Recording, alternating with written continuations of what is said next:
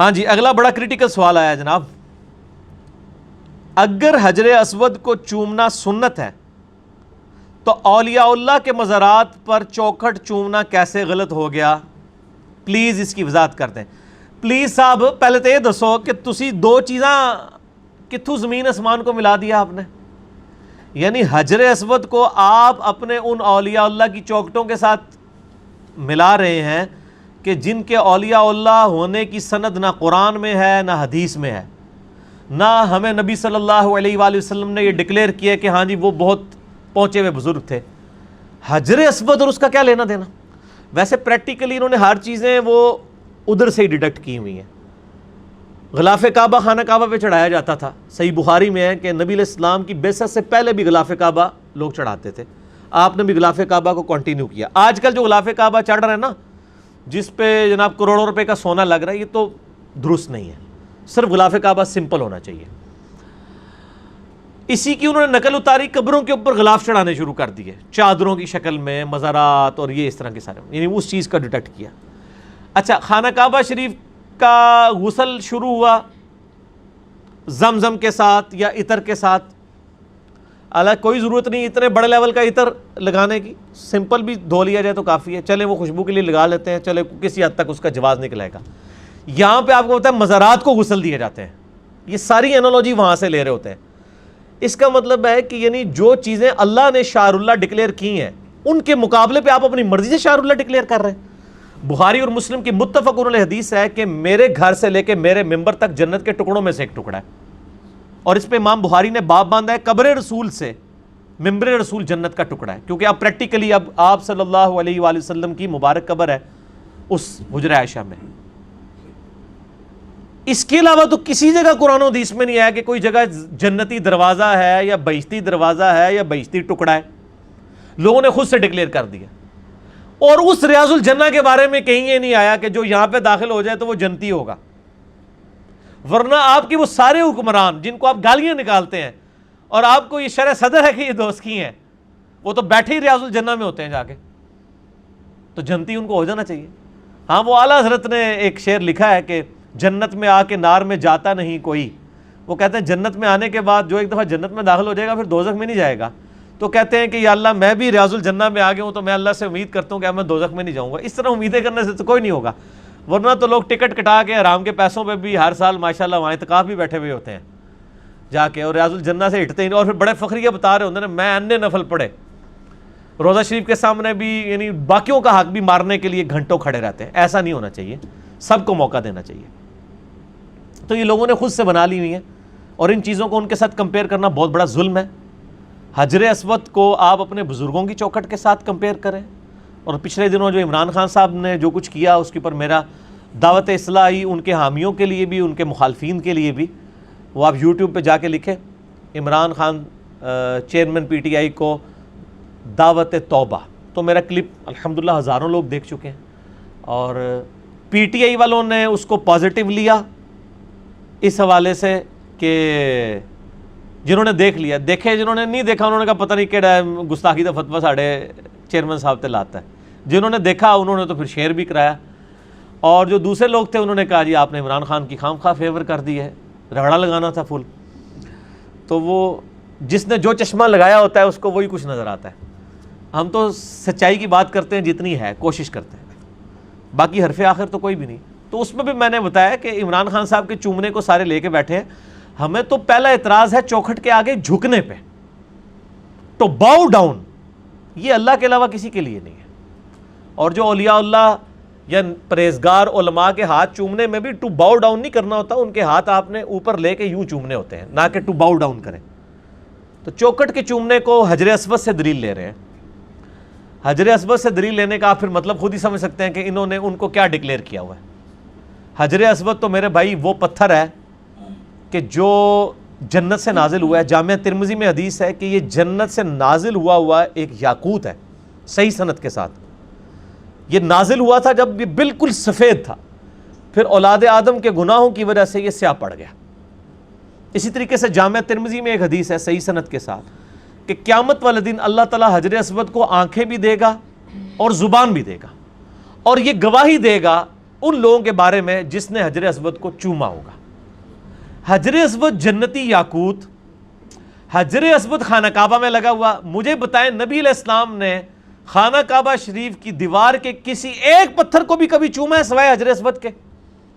اگر آپ کہتے ہیں کہ بزرگوں کی چوکٹوں کو چومنا یہ باعث برکت ہے تو کعبے کی چوکٹ کیوں نہیں نبی علیہ السلام نے چومی؟ علمی جواب، الزامی جواب، اینٹی وینم پھکی.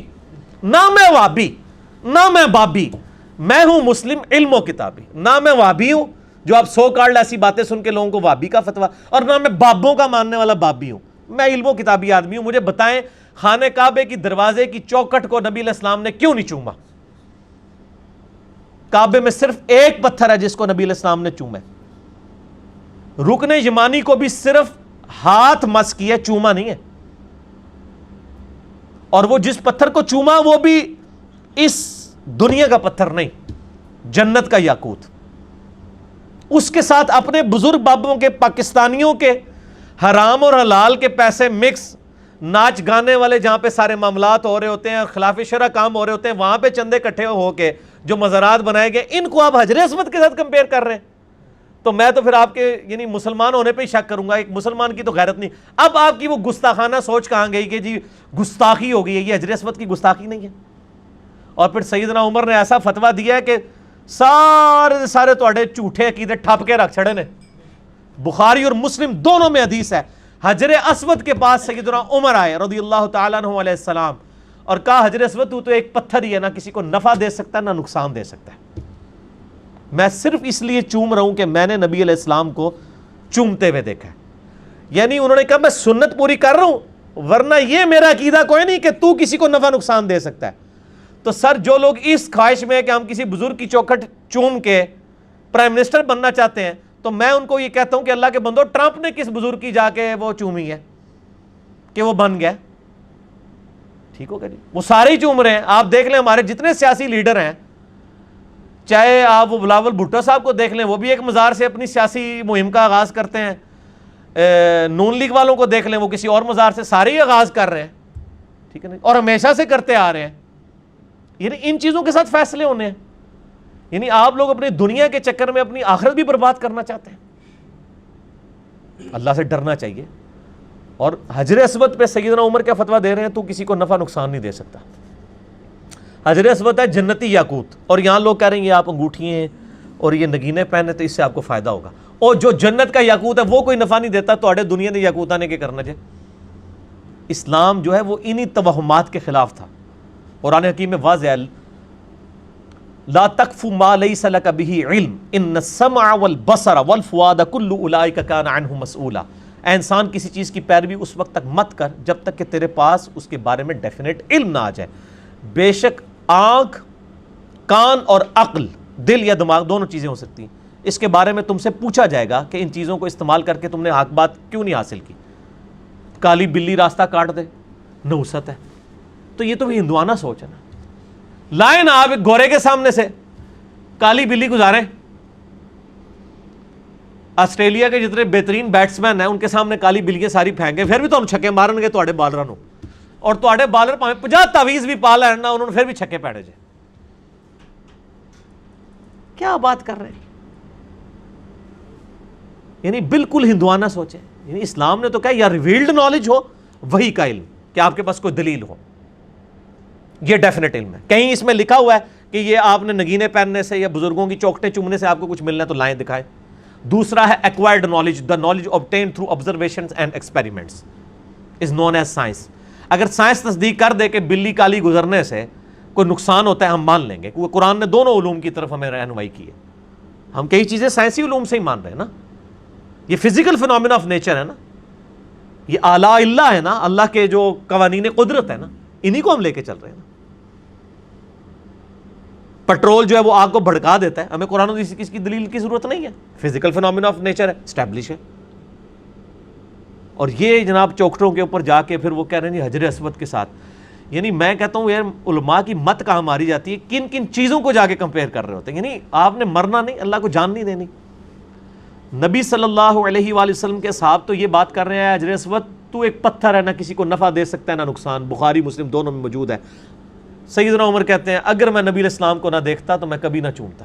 اس کے آگے انہوں نے ایک وہ کہانی ایڈ کی ہوئی ہے کہ حضرت علی پاس کھڑے تھے, انہوں نے کہا کہ اے عمر یہ نفع بھی دیتا ہے اور نقصان بھی دیتا ہے, ٹھیک ہے, کہ اہل ایمان کے ایمان کی گواہی دے گا اور کافروں کی وہ دے گا. یہ سیدنا علی والا جو پورشن ہے یہ المستدرک الحاکم میں ہے, اور اس میں ابو ہارون متروک راوی ہے, کذاب راوی ہے, یہ جھوٹا پورشن ہے. اگلا پہلا پورشن ہی درست ہے. باقی ترمذی میں روایت ہے کہ قیامت الدین حجر اسود کو آنکھیں ملیں گی اور زبان ملے گی, وہ گواہی دے گا جس نے اس کو چوما.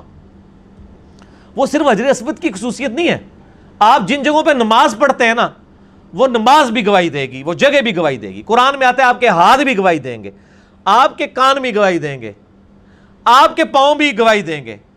آپ نماز پڑھنے گئے ہیں تو آپ پھر اپنے پاؤں چومنے شروع کر دیں, پھکی ان چیزوں نے بھی گواہی دینی ہے نا. اگر بزرگوں کی چوکھٹوں نے گواہی دینی ہے تو پھر یہ آپ کی اپنی چیزیں ہیں, ان کو چومنا شروع کر دیں. یعنی اس طرح دین کے مسائل نہیں بنائے جاتے. اور نبی علیہ السلام شرک کے معاملے بہت سینسٹیو آپ کی اپروچ ہے. اس میں یعنی کوئی بھی چیز جو آپ کو اللہ کے مقابلے پر کسی اور در کی طرف لے جائے, نبی علیہ السلام نے اسے انڈورس نہیں کیا. مسند احمد میں صحیح سند کے ساتھ حدیث ہے, الادب المفرد کے اندر موجود ہے, صحیح سند سے امام بخاری کی کتاب میں الادب المفرد. ایک صحابی نے کہا یا رسول اللہ صلی اللہ علیہ وآلہ وسلم ما شاء اللہ وشئت, جو اللہ چاہے اور جو آپ چاہیں. آپ نے فرمایا اجعلتنی للہ ندا, کیا تو نے مجھے اللہ کے مقابلے پر کھڑا کر دیا. قل بل ما شاء اللہ وحدہ, بلکہ کیا جو اکیلا اللہ چاہے.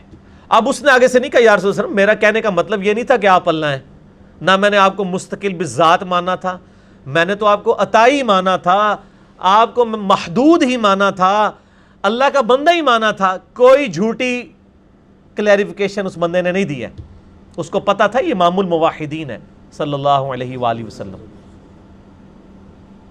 صحیح مسلم میں انٹرنیشنل نمبرنگ کے مطابق 2010 نمبر حدیث ہے, کتاب الجمعہ چیپٹر میں.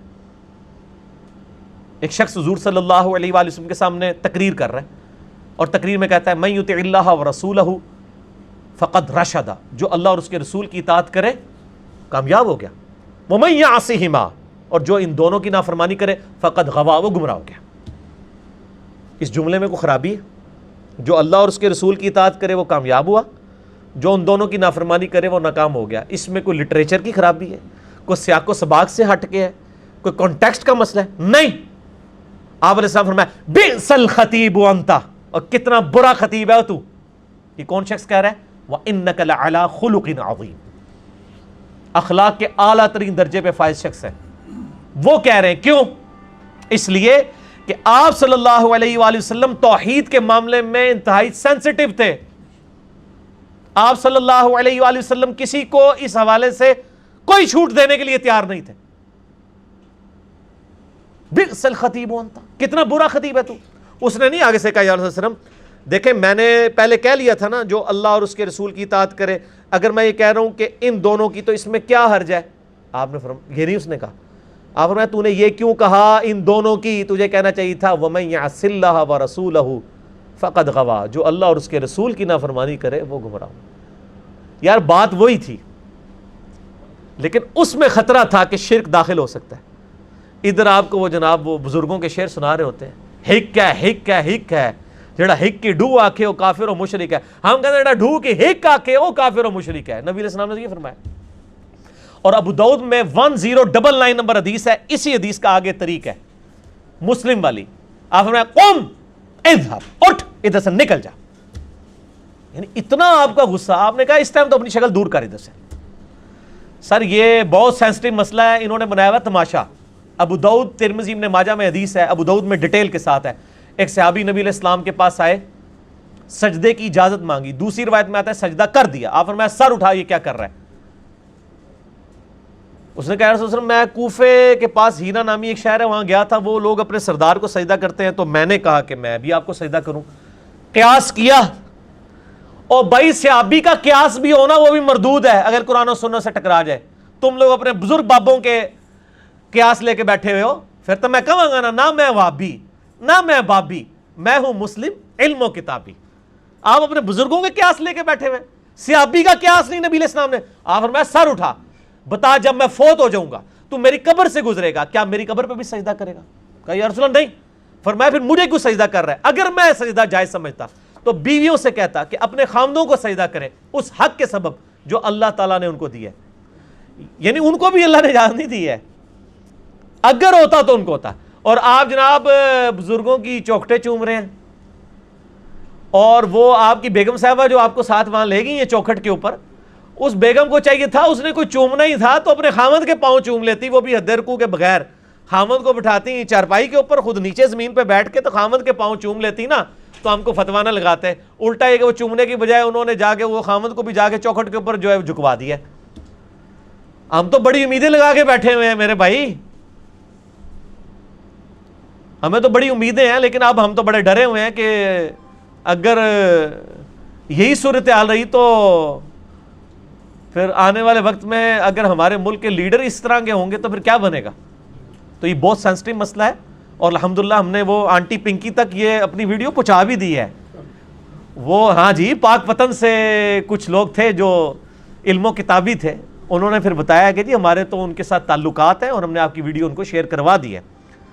تو جواب کوئی نہیں آیا, تو چلیں دیکھ لیں, انشاءاللہ یہ کلپ بھی چڑھ جائے گا قبروں کے چومنے کے حوالے سے, تو معاملات مزید کلیئر ہو جائیں گے. میرے بھائی یہ بہت سینسٹیو مسئلہ ہے, اس کو مطلب لوگ تو کہتے ہیں یار کیا ہو گیا, اور میں نے دیکھا کئی علماء آئے ہیں انہوں نے پھر کلپ چڑھائے ہیں کہ جی اولیاء اللہ سے بغض ہے.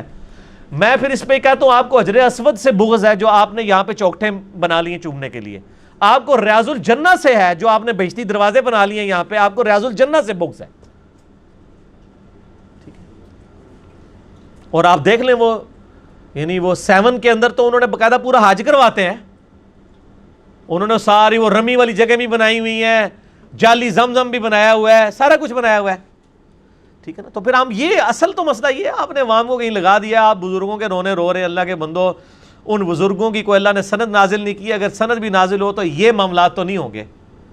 ٹھیک ہے نا جی, اور پھر جعلی روایتیں لا کے پیش کرتے ہیں, اور جو ہر جگہ کوئی جعلی روایتیں جمع ہے نا وہ جمع کر کے تو وہ پیش کرنا شروع کر دیتے ہیں, اور وہ جعلی روایتیں ہوتی بھی صرف نبی علیہ السلام کی ذات سے ریلیٹڈ ہیں, ان کے تبرکات سے ریلیٹڈ.